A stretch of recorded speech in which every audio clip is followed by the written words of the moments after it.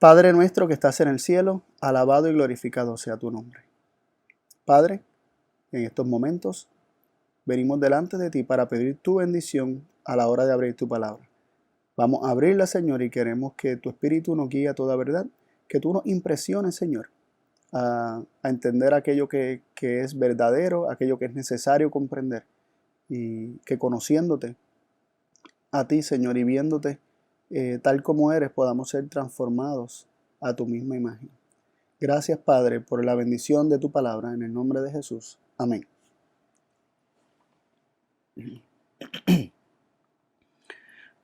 El tema de hoy se titula La mano de Dios sobre Egipto.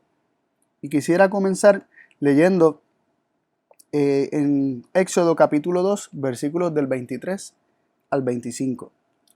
Éxodo capítulo 2, versículos del 23 al 25. Y dice así: Y aconteció que después de muchos días murió el rey de Egipto, y los hijos de Israel suspiraron a causa de la servidumbre, y clamaron, y su clamor subió a Dios desde su servidumbre. Y oyó Dios el gemido de ellos, y se acordó de su pacto con Abraham, Isaac y Jacob. Y miró Dios a los hijos de Israel, y los reconoció Dios. Y varias cosas me llaman la atención, pero lo que queremos resaltar de aquí es que el pueblo de Israel estaba suspirando a causa de la servidumbre egipcia y clamaron.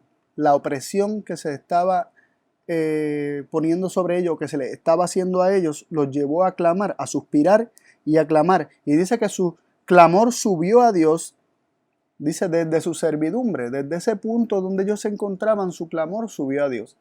Y lo primero que queremos hablar de esto es que no importa la situación que estemos pasando o cuán pequeños sentamos que somos en comparación con la grandeza de Dios, o cuán desesperada pueda parecer nuestra situación, siempre nuestro clamor, nuestro suspiro sube a Dios. El libro de Job, lo hemos utilizado en otras presentaciones, el libro de Job presenta cómo aún el clamor o aún digamos, el canto de un ave por alimento, el sonido que emite por alimento, Dios lo toma como un clamor pidiéndole a Dios alimento. Si Dios escucha a las aves clamando por alimento, ¿cuánto más va a escuchar el clamor de sus hijos? Y como leímos en el versículo 24, y oyó Dios el gemido de ellos. Dios oye nuestros gemidos, Dios oye nuestro clamor. Dios no es indiferente a lo que nos está pasando, Dios no está desconectado de lo que pasa aquí en la tierra. Dios oyó el gemido de ellos y dice que se acordó de su pacto.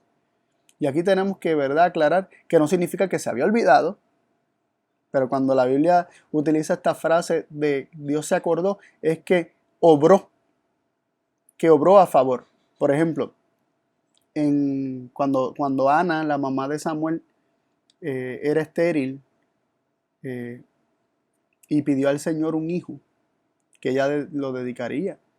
Si Dios se lo daba, ella lo dedicaría al Señor, se lo devolvería a Él para que Él sirviera al Señor. Y se nos dice que el Señor se acordó de ella y quedó embarazada.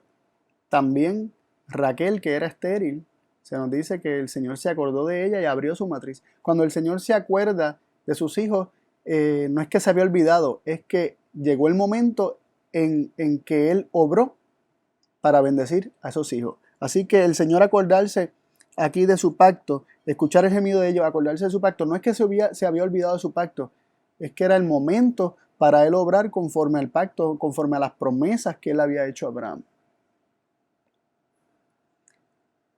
Así que esta era la situación del pueblo. El pueblo estaba siendo oprimido bajo servidumbre y ellos estaban suspirando, clamando. Dios los escuchó y Dios decidió obrar. Llegó el momento para que Dios obrara. Ahora, pasando al capítulo 3 de Éxodo, del versículo 7 al 10, queremos ver lo siguiente. Vamos a leer desde el versículo 7 al 10 de Éxodo capítulo 3. Dice así: y dijo el Señor, bien he visto la aflicción de mi pueblo que está en Egipto, y he oído su clamor a causa de sus exactores, por lo cual yo he entendido sus dolores y he descendido para librarlos de la mano de los egipcios. Yo los sacaré de aquella tierra a una tierra buena y ancha, a tierra que fluye leche y miel, a los lugares del cananeo, del eteo, del amorreo, del fereceo, del heveo y del jebuseo. El clamor, pues, de los hijos de Israel ha venido ahora delante de mí, y también he visto la opresión con que los egipcios lo oprimen. Ven, por tanto, ahora, y te enviaré al faraón para que saques a mi pueblo, los hijos de Israel, de Egipto. Y aquí lo que queremos enfatizar nuevamente es la actitud de Dios ante la situación de su pueblo, porque esto tiene que ver con nosotros y esto nos describe cómo es Dios. Lo primero que notamos en el versículo 7 se nos mencionan varios elementos.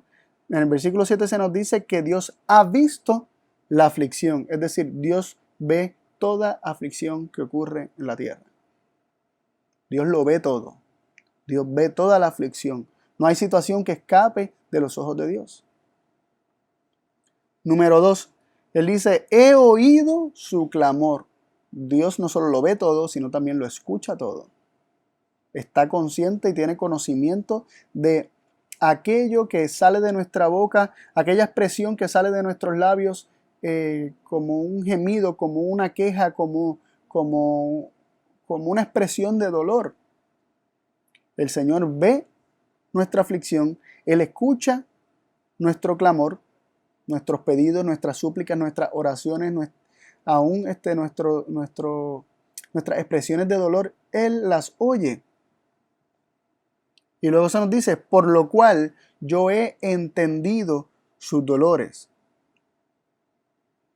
Y aquí se nos presenta un Dios que no solamente ve y oye, sino también que entiende, conoce, siente, no solamente ve, Él no solamente oye, Él entiende, Él conoce, Él siente los dolores de aquel que está sufriendo. Así que muy, muy importante tener esto presente dentro de lo que es nuestro conocimiento acerca de Dios. Dios ve el dolor, Dios escucha el clamor a causa del dolor. Número 3, Dios siente eso, Dios lo conoce, Dios lo entiende. A veces nosotros pensamos que nadie nos entiende y que nosotros somos los únicos que estamos pasando por cierta situación. Aquí se nos dice que Dios entiende, Dios conoce, como dirían otras versiones, el dolor. Y en el versículo siguiente, en el 8, se nos dice, y he descendido para librarlos de manos de los egipcios. Y ¿verdad? El cuadro que nos está pintando estos versículos, es un cuadro de un Dios que ve, que escucha, que siente y conoce, Él mismo conoce, y esto lo lleva a descender, a acercarse para librar. El pueblo de Israel estaba siendo oprimido en Egipto y Dios lo sabía, ¿verdad? Lo veía, escuchaba su clamor, sentía su dolor, conocía su dolor, y esto lo llevó ¿a qué? A descender para librar. Interesante, ¿verdad? ¿Y cómo entonces Él libraría a Israel de esta esclavitud egipcia, de esta servidumbre egipcia, de esta opresión egipcia? ¿Cómo Dios libraría a Israel? En el mismo capítulo 3, versículos 19 y 20 leemos lo siguiente. Éxodo 3, versículos 19 y 20. Dice así: mas yo sé que el rey de Egipto no os dejará ir sino por mano fuerte. Pero yo extenderé mi mano y heriré a Egipto con todas sus maravillas que haré en él, y entonces os dejará ir. Aquí está Dios hablándole a Moisés. Y le está diciendo que él sabe que el rey de Egipto no dejará ir a Israel sino por mano fuerte. Pero que Dios extendería su mano y heriría a Egipto. Así que primero se nos dice que Dios ve, que Dios escucha, que Dios conoce, entiende, siente, y Él desciende para librar. ¿Y cómo es que libra cuando Él desciende para librar? Dice que extenderá su mano y heriría a Egipto. Él extendería su mano y heriría a Egipto. Y este principio es recalcado una y otra vez a través de, ¿verdad? A lo largo de la historia del Éxodo, y también más adelante recordando la historia del Éxodo.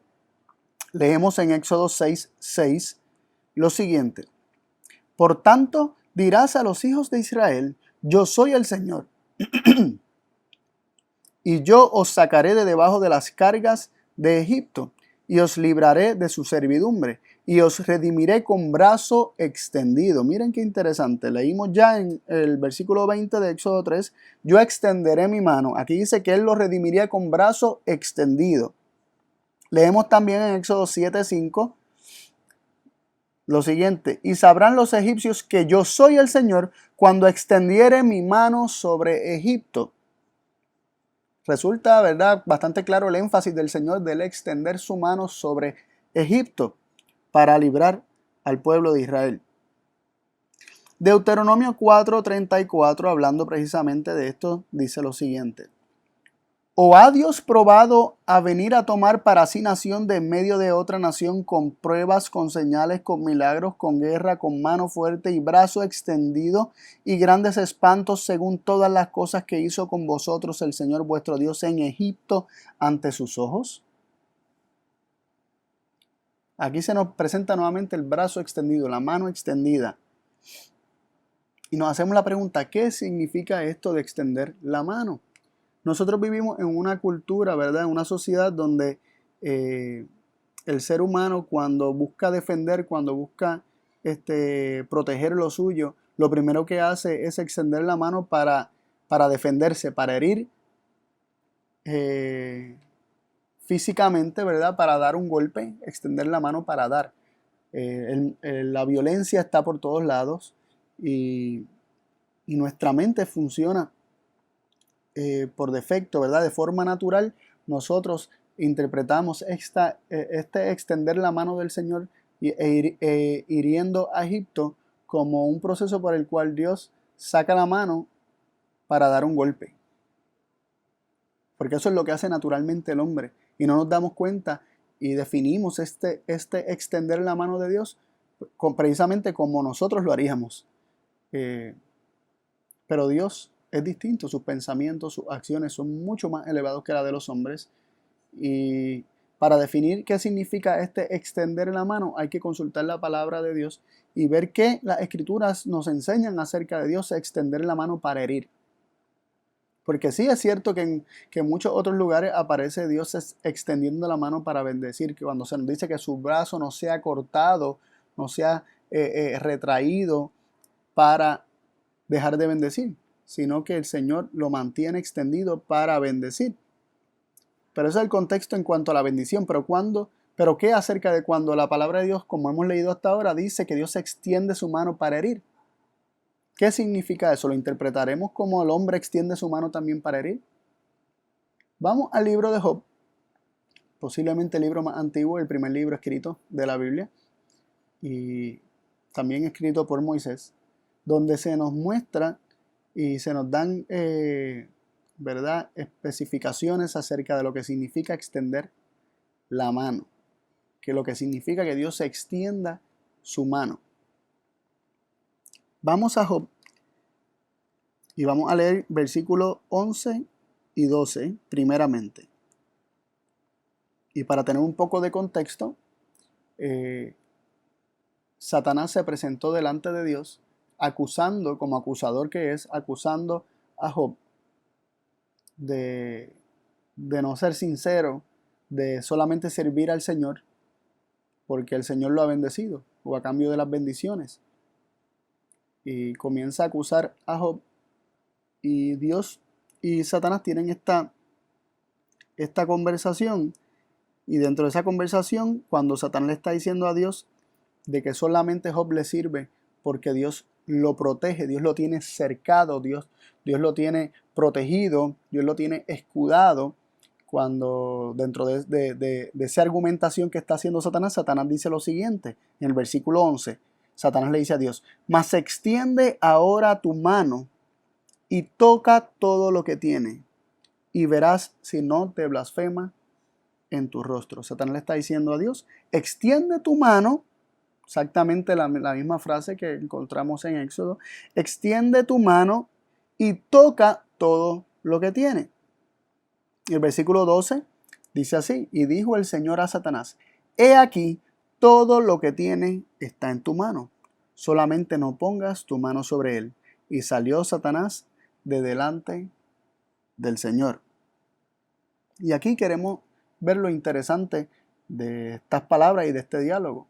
Satanás le dice a Dios: extiende tu mano y tócalo, toca todo lo que tiene. Y el Señor le contesta: todo lo que tiene está en tu mano. También leemos en el siguiente capítulo, después de que Satanás salió, ¿verdad? Satanás de delante del Señor y fue a hacer y deshacer con la vida de Job.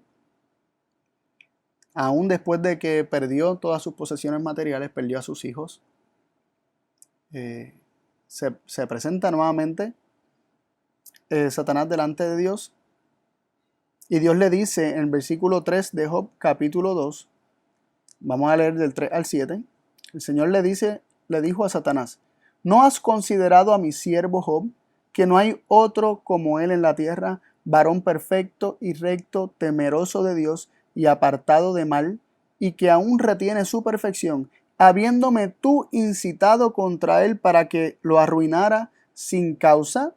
Miren qué interesante, aquí está hablando Dios mismo, y Dios le dice a Satanás que Job retenía su integridad a pesar de que Dios lo había arruinado.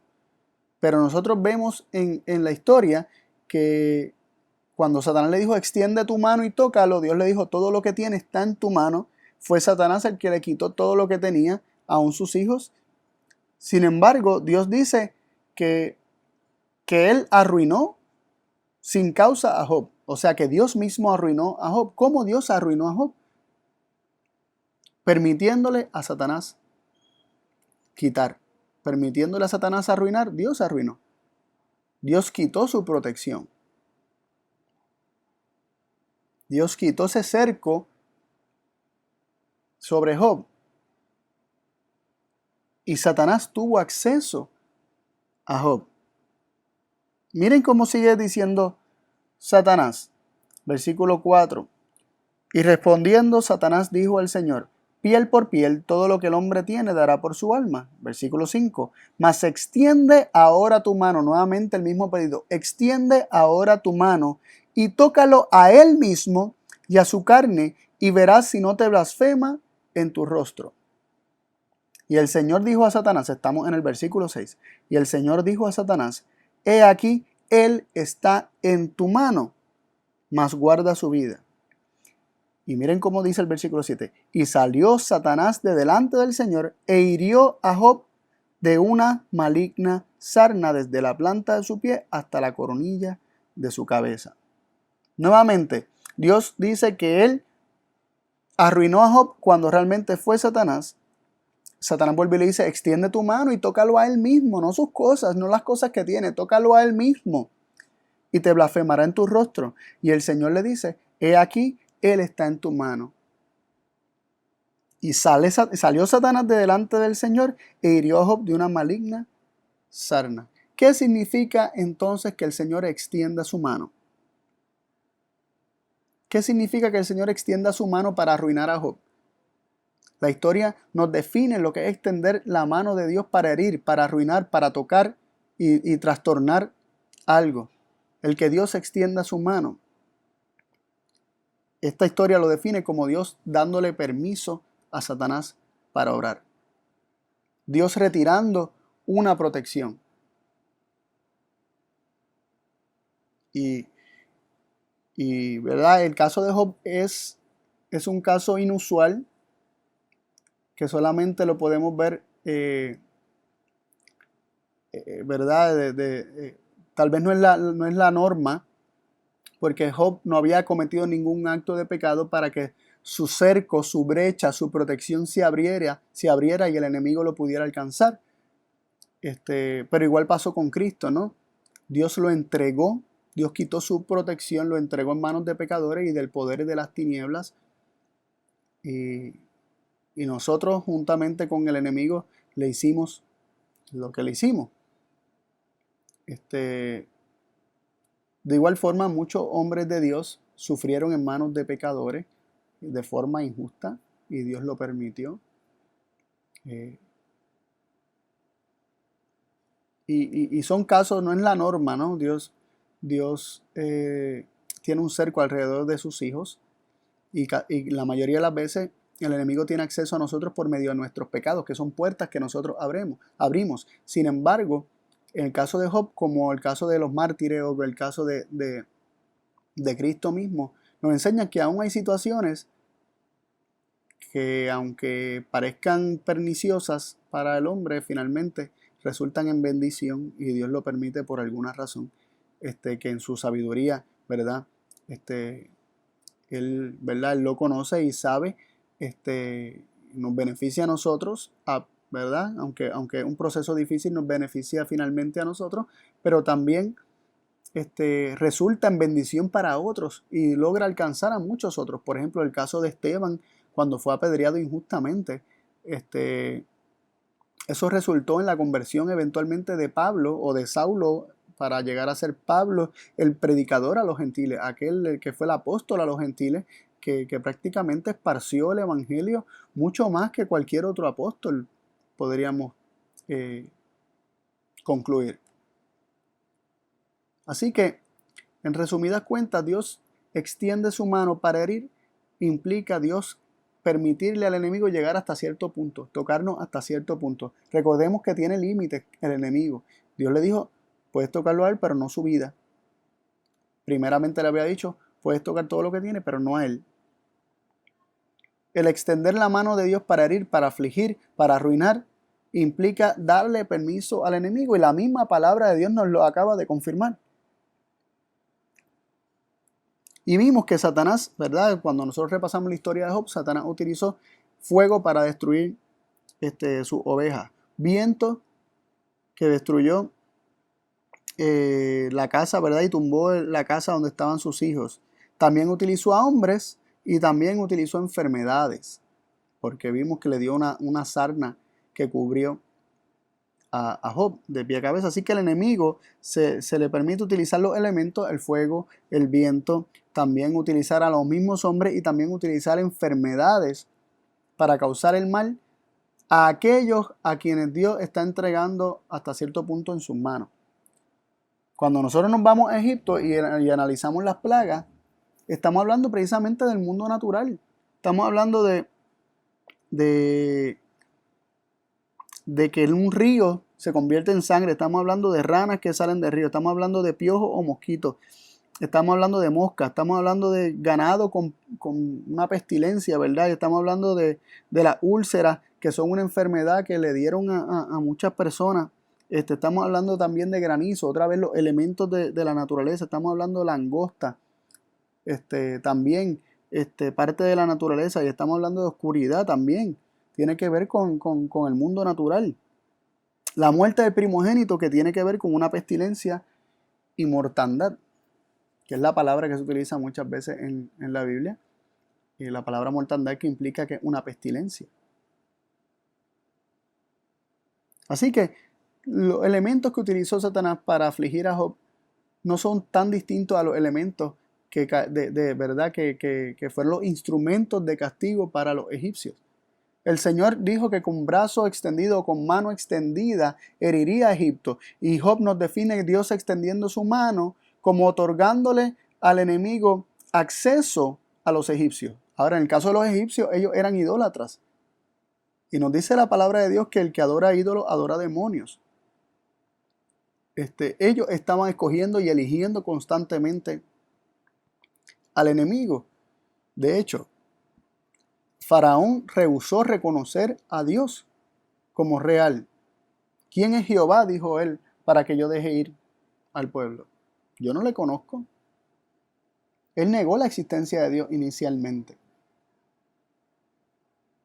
Así que vemos cómo se estaba eligiendo constantemente a otros dioses, se estaba eligiendo al enemigo y Dios los deja en manos de los dioses que ellos elegían. Y es interesante, aunque es motivo, podría ser motivo de otro estudio más adelante, cómo el ver cómo cada una de las plagas tiene que ver con la adoración a otros dioses, ¿verdad? La adoración de dioses falsos, y cada plaga está conectada con uno de esos dioses.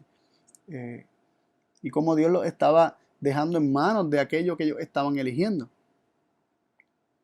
Pero queremos resaltar aquí un punto muy interesante, y es el hecho de que cuando comienzan estas primeras plagas, se nos dice que estas plagas tocaron toda la tierra, sin distinción. Toda la tierra fue tocada. Leemos en Éxodo 7, versículo 21, lo siguiente, acerca de la primera plaga. Asimismo, los peces que había en el río murieron, y el río se corrompió, que los egipcios no podían beber de él, y hubo sangre por toda la tierra de Egipto. Ahí se nos dice que esta plaga abarcó toda la tierra de Egipto. En el capítulo 8, versículo 6, hablando acerca de la segunda plaga, se nos dice lo siguiente. Entonces Aarón extendió su mano sobre las aguas de Egipto, y subieron ranas que cubrieron la tierra de Egipto. Nuevamente, estas plagas cubrieron la tierra de Egipto. La primera, la sangre, cubrió toda la tierra de Egipto. Las ranas cubrieron la tierra de Egipto. Pasando al versículo 17 de Éxodo 8, hablando de la tercera plaga, nos dice lo siguiente. Y ellos lo hicieron así. Y Aarón extendió su mano con su vara. Miren, interesante, extender la mano, que es símbolo, ¿verdad?, de lo que ya vimos que significa. Extender la mano para herir implica el enemigo tener acceso a ciertas cosas, ¿verdad? Pero el Señor pone límites, ¿no? Algunas personas dicen, pero si era el enemigo el que estaba haciendo esto, ¿cómo se puede predecir lo que iban a hacer? Bueno, el Señor solamente podía, el Señor solamente le entregaba acceso hasta cierto punto, y el enemigo toma lo que el Señor le dé para destruir. El enemigo solo viene para robar, matar y destruir, porque él es ladrón, ¿verdad? Y él va a tomar lo mínimo que se le dé para poder tener acceso y destruir. El enemigo es quien está constantemente reclamándonos como suyo para poder destruirnos. Y es el poder de Dios y su misericordia lo que constantemente están escudando al hombre. Pero cuando el hombre escoge a otro, Dios lo entrega a lo que el hombre escoge. Con dolor, pero lo hace. Miren cómo nos dice el versículo 17. Y ellos lo hicieron así, y Aarón extendió su mano con su vara e hirió el polvo de la tierra, el cual se volvió piojos, así en los hombres como en las bestias. Todo el polvo de la tierra se volvió piojos en toda la tierra de Egipto. Ahí vemos las primeras tres plagas siendo enfáticas, ¿verdad? Por lo menos el lenguaje bíblico es enfático en que estas primeras tres plagas afectaron toda la tierra de Egipto. Sin embargo, las 7 postreras plagas, porque fueron 10 plagas, las 7 postreras plagas, las 7 últimas plagas, hubo una diferencia, hubo una distinción. Y leemos en el versículo 20 de ahí de Éxodo 8. En Éxodo 8:20 dice así. Vamos a leer hasta el 22. Del 20 al 22. Y el Señor dijo a Moisés, levántate de mañana y ponte delante del faraón. He aquí, él sale a las aguas. Y dile, el Señor ha dicho así, deja ir a mi pueblo para que me sirva. Porque si no dejares ir a mi pueblo, he aquí yo enviaré sobre ti y sobre tus siervos y sobre tu pueblo y sobre tus casas toda suerte de moscas, y las casas de los egipcios se llenarán de toda suerte de moscas, y asimismo la tierra donde ellos estuvieren. Y aquel día yo apartaré la tierra de Gosén, en la cual mi pueblo habita, para que ninguna suerte de mosca haya en ella, a fin de que sepas que yo soy el Señor en medio de la tierra. Aquí el Señor está hablando de las siguientes plagas, y desde la cuarta plaga hasta la décima, esas 7 plagas, desde la cuarta hasta la décima, el Señor está diciendo que ahora iba a haber una diferenciación. Que estas plagas comenzarían a venir solo sobre los egipcios y sobre la tierra de los egipcios, donde quiera que ellos estuvieran. Pero en versículo 22, Dios declara lo siguiente: y aquel día yo apartaré la tierra de Gosén. ¿De qué tierra se está hablando? de Gosén. ¿Qué tierra iba a estar apartada? La de Gosén, que era donde vivía el pueblo de Israel. En la cual mi pueblo habita, la tierra de Gosén en la cual su pueblo habita. Dice que el Señor la apartaría para que ninguna suerte de moscas haya en ella. Y luego añade lo siguiente: a fin, con el propósito de que sepas, recuerden que esto eran palabras para Faraón, que sepas que yo soy el Señor en medio de la tierra. ¿De qué tierra? ¿En medio de qué tierra? Para que sepáis que yo soy el Señor en medio de la tierra. ¿En medio de qué tierra está hablando? El versículo nos dice que está hablando de la tierra de Gosén. Él apartaría la tierra de Gosén, que ninguna suerte de mosca habría en ella, para que Faraón sepa que el Señor está en medio de esa tierra. Que donde está la presencia del Señor no llegan estas plagas.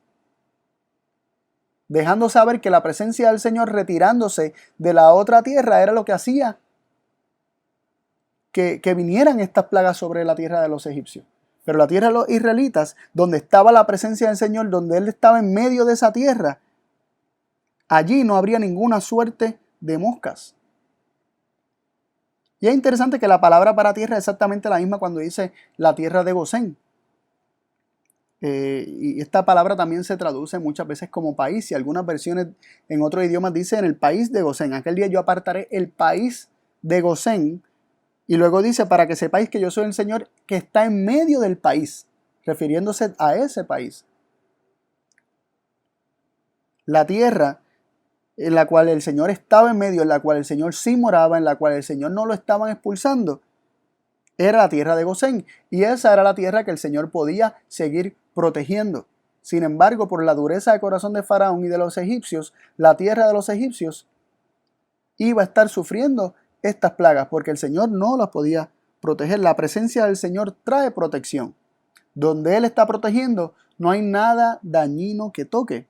Leemos, para recordar este punto, el Salmo 91, ¿verdad? Vamos a leer desde el versículo 1 hasta el versículo 6. Dice, el que habita en el escondedero del Altísimo, morará bajo la sombra del Omnipotente. Dirá el Señor, esperanza mía, castillo mío, mi Dios, me aseguraré en él. Él te librará del lazo del cazador, de la mortandad que todo asuela. Con su ala te cubrirá, y debajo de sus alas estarás seguro. Escudo y adarga es su verdad. No tendrás temor de espanto nocturno, ni de saeta que vuele de día, ni de pestilencia que ande en oscuridad, ni de mortandad que destruya al mediodía. Aquel que está siendo protegido por Dios, aquel que mora bajo la sombra de las alas del Señor, que está bajo su sombra, esta persona escudada es protegida de pestilencia, ¿verdad? De plaga, de mortandad, de temor, del lazo del cazador, de cualquier cosa. Aquel que está bajo la protección de Dios, que mora bajo la sombra del Omnipotente, está escudado, está protegido. Ahora, las 7 plagas postreras en Egipto cayeron sobre los egipcios. Y vemos que también en Apocalipsis, que se habla de las 7 plagas postreras, caen solamente sobre los que tienen la marca de la bestia y no sobre los santos que tienen el sello del Dios vivo. Por eso leemos en Apocalipsis 15:1 lo siguiente: y vi otra señal en el cielo, grande y admirable, que era 7 ángeles que tenían las 7 plagas postreras, porque en ellas se consumaba la ira de Dios. Capítulo 16, verso 2 dice, y el primero fue y derramó su copa en la tierra, y fue hecha una plaga mala y dañosa sobre los hombres que tenían la marca de la bestia y sobre los que adoraban su imagen. Aquellos que tienen la marca de la bestia, que adoran la imagen de la bestia, que no sirven al verdadero Dios, estos experimentan las plagas, ¿verdad? Y estos ángeles derramando las plagas en esta ocasión son simbolizados por ángeles literalmente con una copa derramándola sobre la tierra. Sin embargo, en el capítulo 7, cuando se habla precisamente de estas destrucciones y de estas plagas que vendrían sobre la tierra, que estarían asolando la tierra, se presenta o es simbolizada por ángeles aguantando los 4 vientos de la tierra no dejando que venga daño sobre la tierra. Y es interesante considerar eso, es importante considerarlo. Entonces leemos también en Éxodo 9, verso 3, lo siguiente. He aquí la mano del Señor será sobre tus ganados que están en el campo, caballos, asnos, camellos, vacas, ovejas, con pestilencia gravísima. Aquí se nos dice que es la mano del Señor la que trae esta pestilencia. Recordamos la historia de Job. El extender la mano del Señor le permitió a Satanás obrar. Y Satanás fue el que cubrió a Job de una sarna mala. ¿Verdad? No hay sarnas buenas, ¿verdad? Pero me refiero que era muy mala, ¿no? Muy fuerte. En el versículo 15 de Éxodo 9 leemos también lo siguiente.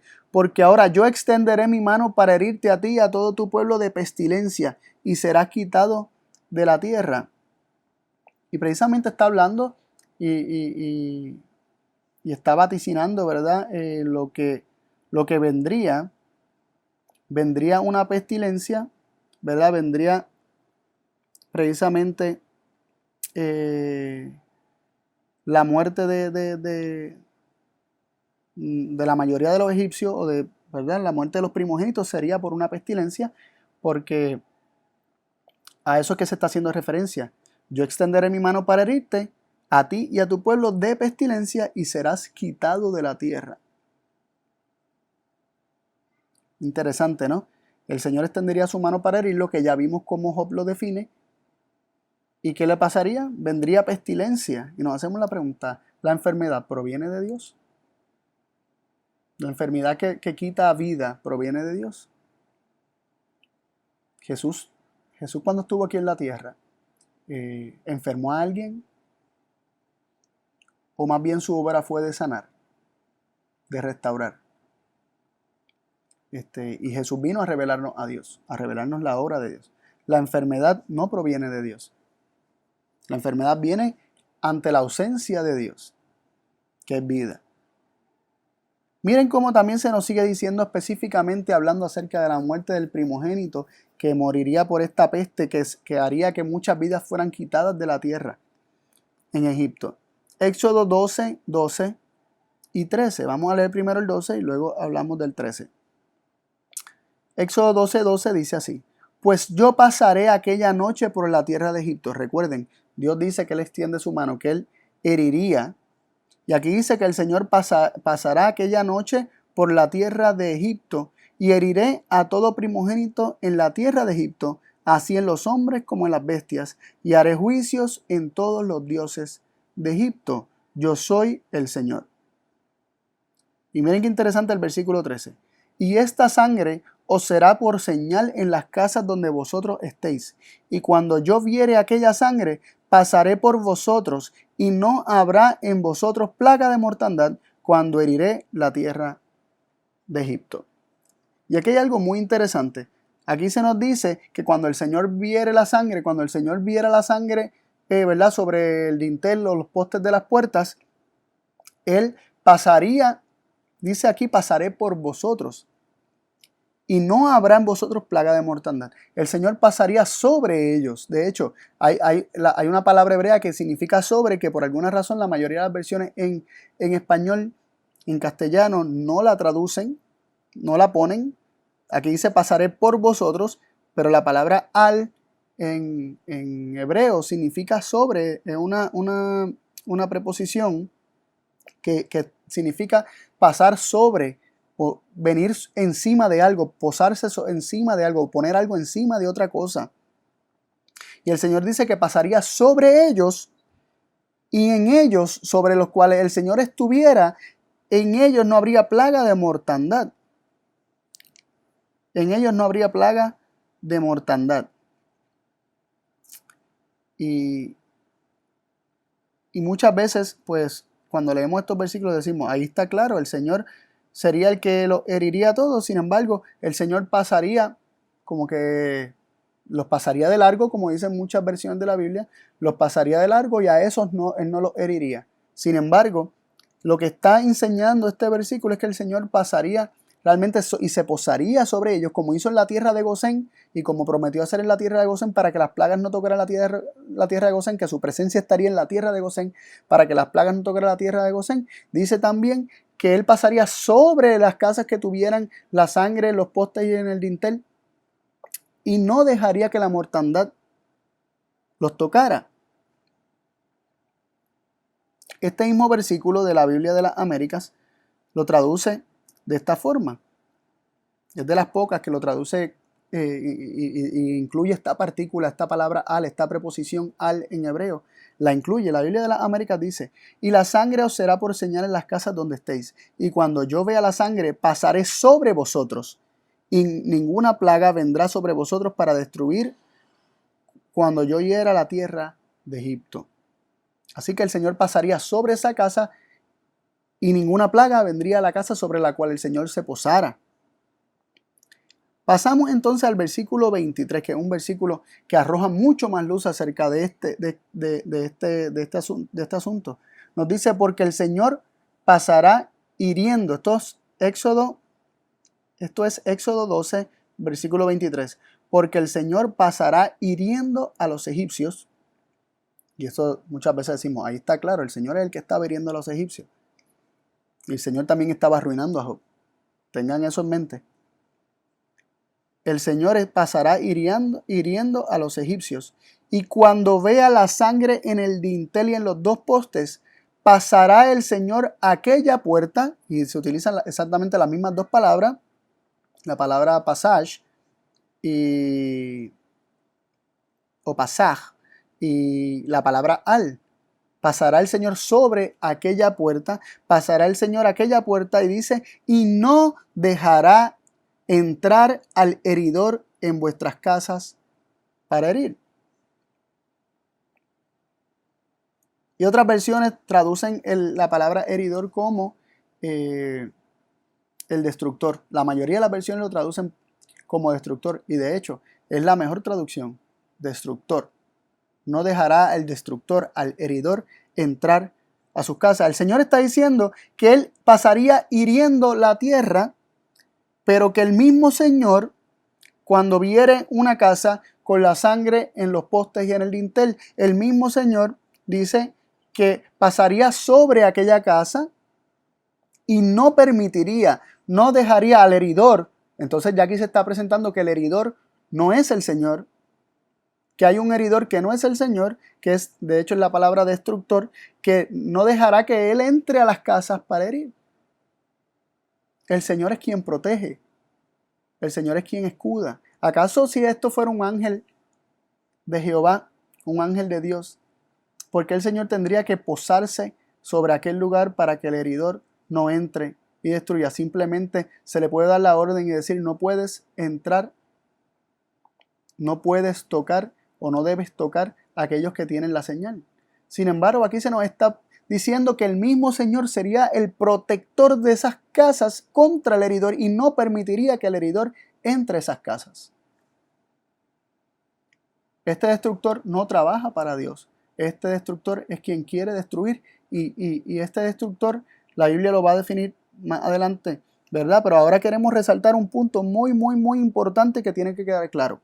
Y es este proceso del Señor pasar sobre aquella puerta. La mayoría de las traducciones dicen: pasaré de largo esa casa. Es decir, la voy a saltar, la voy a brincar, no voy a tocarla. Sin embargo, por ejemplo, la versión King James, ¿verdad? La versión en inglés, tal vez la versión más popular en inglés y de las mejores traducciones históricamente, aunque no es perfecta, dice lo siguiente, dice: the Lord will pass over the door. El Señor pasará sobre esa puerta. Ese Passover es de donde nosotros tenemos la palabra Passover, que es la palabra en inglés para Pascua. To pass over, pasar sobre. Y muchos podrían pensar que es que el Señor andaba buscando dónde entrar para herir, y entonces cuando viera la señal subiría a esa casa, pasaría por encima, no la tocaría y seguiría con las demás casas. Sin embargo, el versículo 23 nos deja claro, ¿verdad? Este versículo, que Él no permitiría que su pasar sobre una casa era para no permitir al destructor tocar esa casa. El Señor sería escudo para esa casa. Cuando nosotros buscamos esta palabra, Passover o to pass over, ¿verdad? Esa palabra que mencioné ahorita como pasaje, cuando nosotros buscamos toda su incidencia en la Biblia, llegamos a un momento donde ¿verdad? Tiene este mismo significado y nos arroja mucha luz acerca de cuál fue la acción de Dios. ¿Acaso Dios se saltó esa casa y para no tocar esa casa y siguió tocando las demás? ¿O el Señor protegió esa casa para que el heridor, como bien el versículo deja claramente saber, no entrara? Para confirmar que precisamente el Señor se pasó sobre esa casa para proteger, para que el enemigo no pudiera entrar y tocar. Leemos en Isaías 31, 4 y 5, donde la misma palabra aparece. Isaías 31, 4 y 5 dice así: porque Jehová me dijo a mí de esta manera: como el león y el cachorro del león ruge sobre su presa, y si se reúne contra él cuadrilla de pastores, no se espantará de sus voces, ni se acobardará por el tropel de ellos, así Jehová de los ejércitos descenderá a pelear por el monte de Sión y por su collado. Como las aves que vuelan, así amparará Jehová de los ejércitos a Jerusalén, defendiendo también la librará, pasando la preservará. Y miren qué interesante. Dios está haciendo una comparación con un león y con un cachorro de león.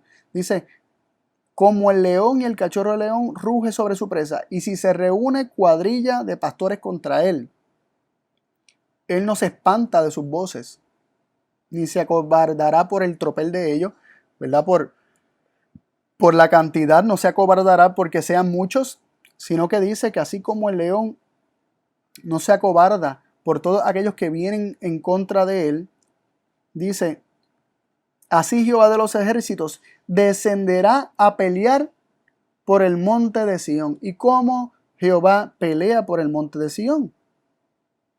Nos dice el versículo 5, como las aves que vuelan.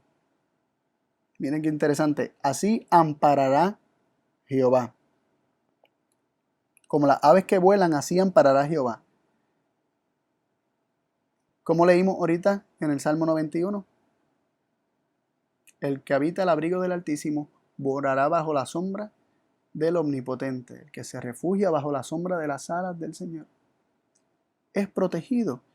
Estas aves que vuelan, dice, como las aves que vuelan, así amparará Jehová. Las aves vuelan sobre la tierra. Jehová se posa sobre la tierra para amparar. Y dice, defendiendo librará, y aquí está la misma palabra que ocurrió ¿verdad? En la plaga ¿verdad? De la última plaga, la muerte de los primogénitos, en la noche de Pascua. Dice, pasando la preservará, pasando la preservará a Jerusalén. ¿Cómo el Señor preservará a Jerusalén? Pasando la protegerá, la preservará. El pasar implica protección. Y este versículo nos lo deja claro. Y esta no es una palabra muy común en la Biblia. Esta palabra no aparece muchas veces, aparte de en Éxodo. Aparece una que otra vez. Son como 5 o 6 incidencias de esta palabra en la Biblia. Y vemos qué es lo que significa. Dice, pasando la preservará. La King James dice, passing over, he will preserve it. Pasando sobre la ciudad, la preservará. Es muy interesante y para mí es maravilloso ver cómo la misma Biblia se explica ella misma y nos deja saber lo que el Señor hizo en esa última plaga. El Señor protegió a unos mientras que otros, por haberlos rechazado, Él no los pudo proteger. El Señor se pasaría esa noche de Pascua, ¿verdad? Y se posaría sobre los lugares que tuvieran la marca, la señal, y protegería a los que tuvieran la señal. Pero los que no tuvieran la señal, Él no los iba a poder proteger del destructor. Y asimismo es lo como ocurre en Apocalipsis, como leímos en el capítulo 15, en el capítulo 16. Aquellos que tienen la marca de la bestia, esos no pueden ser protegidos. Sin embargo, los que tienen el sello del Dios vivo, esos están protegidos. Y ahora, ¿quién fue este heridor mencionado en Éxodo 12:23?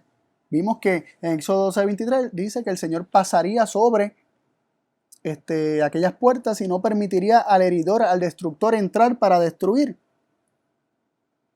para herir. ¿Quién fue este heridor que el Señor no le permitiría? Nos dice en 1 Corintios 10:10 lo siguiente: ni murmuréis como algunos de ellos murmuraron y perecieron por el destructor. Se nos habla de aquellos que murmuraron en el desierto del pueblo de Israel y perecieron por el destructor. Y Apocalipsis 9:11 nos dice: y tienen sobre sí un rey que es el ángel del abismo, el cual tenía por nombre en hebraico Abadón y en griego Apolión, que quiere decir destructor.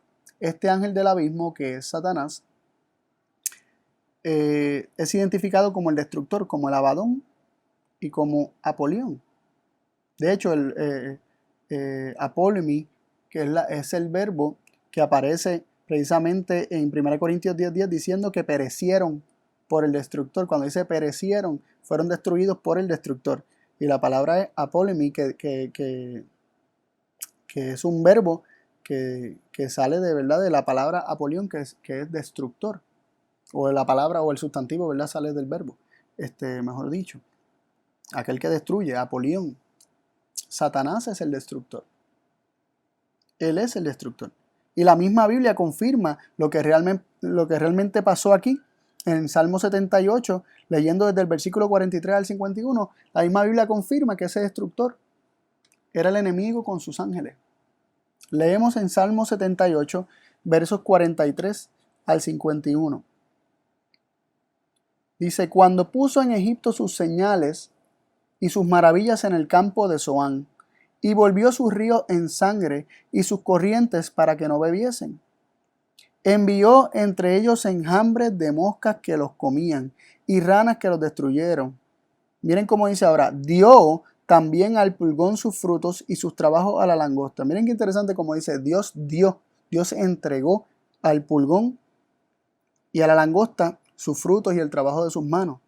Dice: sus viñas destruyó con granizo y sus higuerales con piedra. Y entregó al pedrisco a sus bestias. El Señor entregó al pedrisco sus bestias y al fuego sus ganados. El Señor entregó, el Señor dio, el Señor no protegió, el Señor no escudó. Y miren cómo dice el versículo 49. Envió sobre ellos el furor de su saña, ira, enojo, angustia y ángeles malos. Dice que el Señor envió ángeles malos sobre Egipto. Algunas versiones dicen ángeles destructores porque les choca pensar que Dios puede enviar ángeles malos. Y ponen ángeles destructores. Hay ángeles destructores de parte de Dios y Dios los envió. Pero la palabra es malo, la palabra significa malo. De hecho, la primera incidencia de esta palabra es cuando Dios habla del árbol de la ciencia del bien y del mal, conectando ¿verdad? Directamente esta palabra con el mal, con ángeles malos. Esta palabra significa malo, literalmente malo. Ángeles malos. Dios envió ángeles malos. ¿Cómo los envió? La palabra también implica liberar, no solamente enviar directamente, sino también liberar.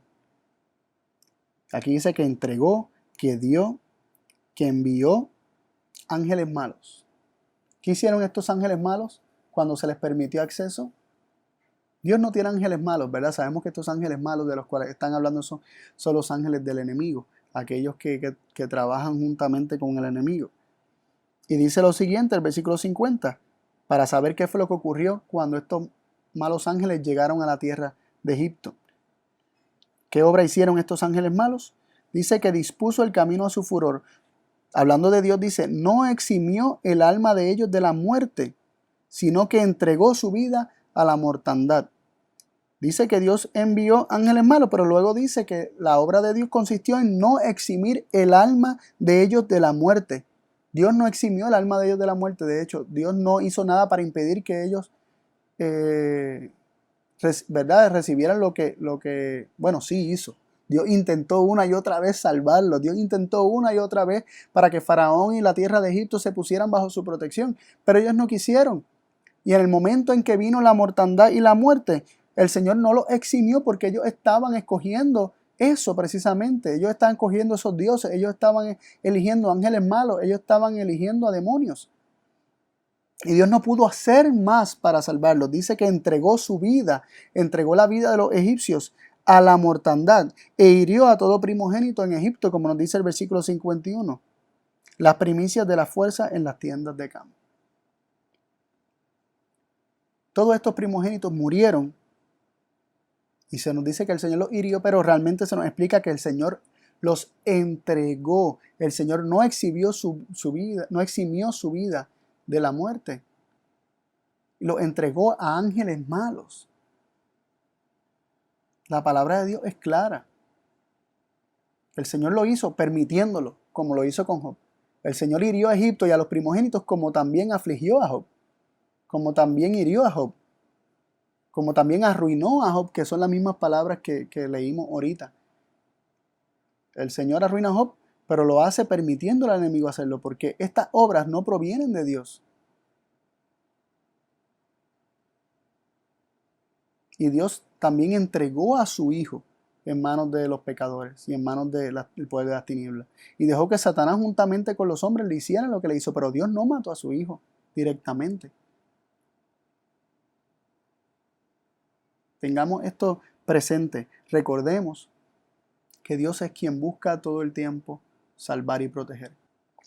Padre y Dios del cielo, agradecidos vamos delante de ti por tu palabra, por la riqueza y belleza de ella, Señor, porque es el medio por el cual tú nos alcanzas y tú nos revelas que tú eres un Dios que no quiere condenar al mundo, que no envió a Cristo para condenar al mundo, sino para que el mundo sea salvo por él.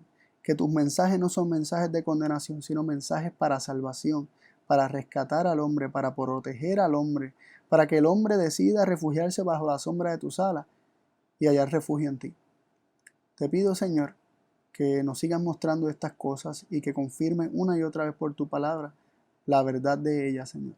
Que logremos armonizar todas las cosas en tu palabra, Señor, para así no tener la más mínima duda de que tú eres tal como Jesús te reveló. Sigue trabajando en nosotros y ayúdanos a aferrarnos a ti con todas nuestras vidas. En el nombre de Jesús. Amén.